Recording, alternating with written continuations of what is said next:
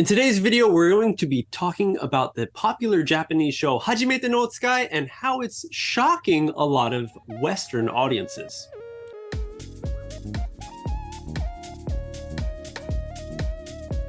Hey everyone, welcome back to another episode. We're the hosts. My name is MJ. My name is Adam. And thanks for coming back to another episode of the MJ and Adam Show, where we invite you to become our third friend in this natural English conversation, to learn some new phrases, words, but most of all, get the feeling of English, because that is something you cannot get in a textbook. Today, we're going to be talking about the popular Japanese program, はじめてのおつかい. I don't know why I said it like that. This is a very popular show in Japan. Adam, do you know about the show? Have you seen it? I have seen it multiple times, of course. I have children, so it's one of the shows that we watched as a family when I was in Japan. And now we can watch it in Canada too. Yes. Why can you watch it in Canada? Because it is on Netflix and it is airing to a global audience now, everybody. Everyone around the world has a chance to watch this program. The name has changed to Old Enough, right? Kind of like a little question. Are these kids old enough to do these tasks that their parents ask them to do, which usually entails like walking kind of far, carrying a lot of heavy things, remembering a lot of, instructions to do, like grocery lists and things that they have to do, and making sure to, when they're finished, make their way all the way back home to finish their adventure with a nice, family hug. There's usually a lot of tears and stuff. But in Japan, it's everyone sees it, and most people are smiling and laughing and, like having a good time. It's like a very wholesome kind of family show, I feel like. Yeah, very wholesome. I mean, you get to see the development of a child and how they overcome challenges and how kind of tough they can be at times. Yeah, definitely. Like the tough thing is a big one because it's not easy and it's scary. You see a lot of these kids crying at the beginning, not wanting to go, and the parents really having to push them or kind of persuade them to take on this challenge, this adventure. I also see like some of the parents having a hard time because it's a sign that their child is growing up, which is really like hits me right here a lot of the time. So this one caught my eye, everyone, while I was looking through the Sora News 24, great website talking about interesting things within Japan.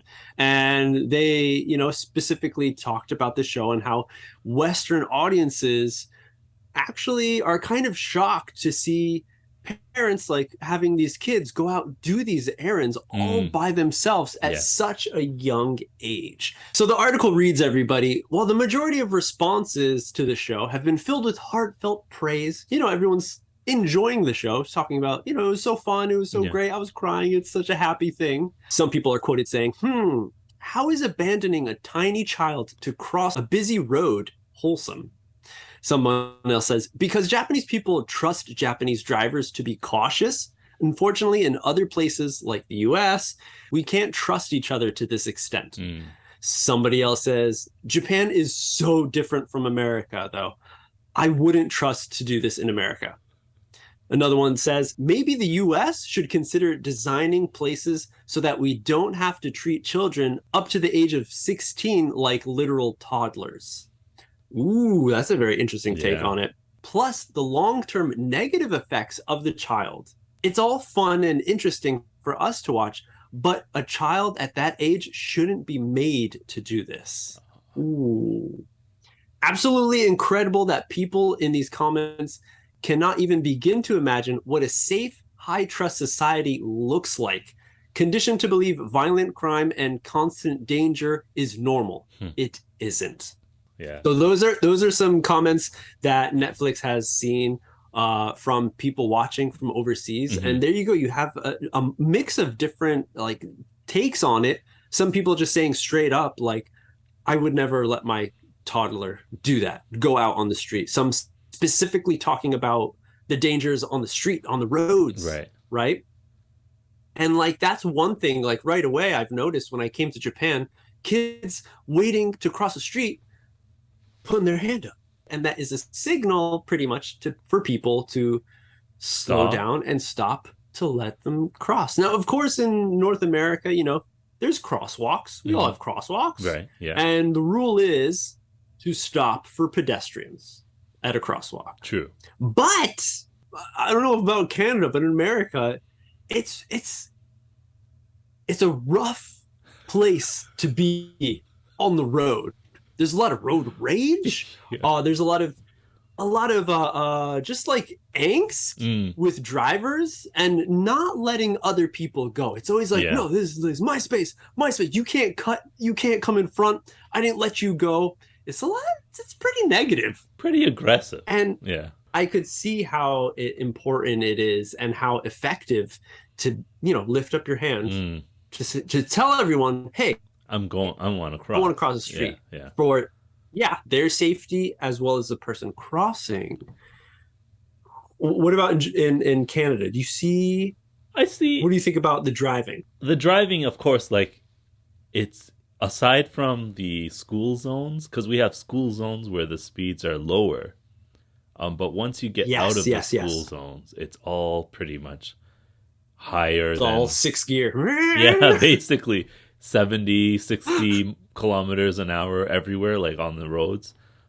And I feel that not only is it dangerous for kids walking because of the cars driving quickly, but also because if they're by yourself, like a lot of the times the distance is far and the communities aren't as close as Japan, I feel. Especially in rural areas. Where everybody knows each other and everybody looks out for one another. It feels like people are more to themselves. So, of course, if you have neighbors that know your kids, it's fine. But the majority of people don't know everybody who lives in the neighborhood. And people move in and out so frequently that it's hard to get to know people. So I feel like that's another danger that many of the people on Sort of News in the comments were talking about, which is that it's not safe because people are dangerous and your child might be kidnapped or something like that. So that's something that now I understand. I understand why people say like, oh, America's dangerous. Amber and Alert, and it's that.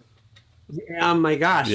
Well, to go back to the cars, walking distances, walking around like cars, crossing streets and stuff. I think that's big in Japan because it's like kids walk from 1st grade of elementary school. You're set to walk to school and walk back. Now, of course, people who don't know about the Japanese culture and how the things are done, they're not walking alone. In the morning, at least, everyone walks in a group. So you walk together. Maybe at the end of the day, you walk separately. And that's especially when they're young. I think as they get older, they can go on their own time or they can go without the group. So, okay, they have more responsibility, more know-how. As well as, so since they're walking, they're crossing many streets. So that's when raising the hand, getting used to that whole system comes into play. Right. And as well as, in the mornings, there's usually parents or there's some like volunteers who are at busy intersections with flags, making sure everything's safe. So it's not totally like kids are completely on their own. And then to touch upon, like the community, neighbors knowing about each other, like in Japan, there's that like community thing in your neighborhood where it's like, I forgot what it's called, but you're in, everybody knows each other. There's everyone has like contact, like line, like you don't have to be friends, but there's that sense of community that in Western countries is non-existent unless you like befriend your neighbors are friendly. You found some sort of hobby or your kids are the same age and they play a lot and stuff. So then you become friendly with them. So that's a really interesting take that really, really changes the dynamic of having this show possible. Right. In Japan, where Western countries will be like, no way. You see, no way. You understand why parents are like, no way. I think it's all just because of that like sense of community isn't there. So then there's the fear of the safety. Whereas in Japan, it's like we for the most part, I'm not saying everywhere in Japan because there is still some fear of kids being kidnapped or being, Yeah. I'm sure in more urban areas like downtown Tokyo or something, the whole Hajimete no o tsukai is it might be common, but I'm not sure how much of a community there is. Whereas in more of a rural area, there's more community and kids are more well known around the area because there might be less children to know who they are. Yeah. Like thinking about the United States and Canada, how there isn't that. So people are just afraid and suspicious of everybody who they don't know. Like anybody is a stranger. And we have this saying called stranger danger. Oh, no. Yeah, in Canada. I think in the US too, we can't say stranger danger. So that means, we teach the kids that if you don't know the person, they're a stranger. So just don't talk to them, stay away from them, and Don't touch them. Don't touch them. Exactly. Don't listen to them. It's sad. It's to sad, see that is like a fear, because that can happen. It doesn't happen all the time, everybody, but it can happen. Just like everywhere around the world, there's been cases of bad things happening to children. So it's really, really sad. Yeah. But it seems like, it's more of a constant fear, a normalized fear, in North America, right? Which you got to be careful. Which is why this show is kind of out of this world for some people from the West, because they wouldn't imagine doing that here. Of course, these kids in the program are not in true danger. There are so many staff. I can't even count how many staff are there. You always see them like running around, from street to street, making sure the kid's safe and stuff, as well as like, how do you think they're filming them the whole time? Exactly. Yeah. Like there's a staff there with them to make sure, and to the whole point of like they're being made to do it, kind of pushed to do it. I'm sure there's plenty of ones that do not get shown because the kid was just like, no, it didn't work out. Like the kid really doesn't want to go. Okay, we'll move on. And that's not what you don't see those. You only see the ones where the kids, overcome get a the little challenge, overcome the challenge, achieve it. Whatever happens. If they go and they're supposed to get one bag of rice and they get a loaf of bread, it happens sometimes. They still went on the adventure and took the challenge and succeeded.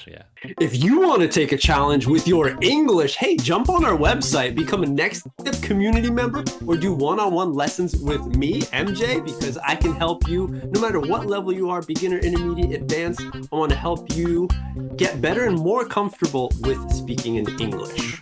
So check the link down below. Hey, hope you enjoyed that one, everyone. Very interesting take. Let us know down in the comments how you feel about the whole topic, and subscribe to the channel and like the video. Yeah, but that's it. We'll see you on the next step.